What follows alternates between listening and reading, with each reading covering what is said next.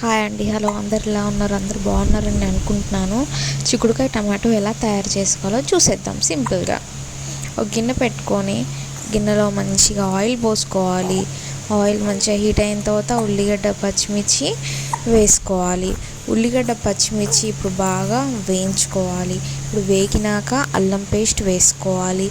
అల్లం పేస్ట్ వేసుకున్న తర్వాత కొంచెం పసుపు యాడ్ చేసుకోవాలి. ఇప్పుడు మంచిగా కలపెట్టుకోవాలి. ఇప్పుడు చిక్కుడుకాయలు వేసుకోవాలి. చిక్కుడుకాయలు వేసుకున్నాం కదా, ఇప్పుడు మంచిగా పైకి కిందికి మంచిగా కలపెట్టుకోవాలి. కొంచెం ఉడకనివ్వాలి. ఉడికిన తర్వాత టమాటో ముక్కలు అనేది అందులో యాడ్ చేసుకోవాలి. ఇప్పుడు మంచిగా పైకి కిందికి కలుపుకోవాలి. ఇప్పుడు మంచిగా ఉడకనివ్వాలి. ఇప్పుడు ఉడికినాయి కదా, తగినంత కారం, తగినంత ఉప్పు,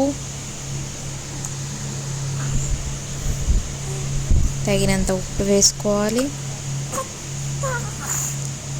తగినంత మసాలా వేసుకోవాలి. ఇప్పుడు పైకి కిందికి మంచిగా కలుపుకోవాలి. కలుపుకున్నాక మంచిగా ఉడకనివ్వాలి.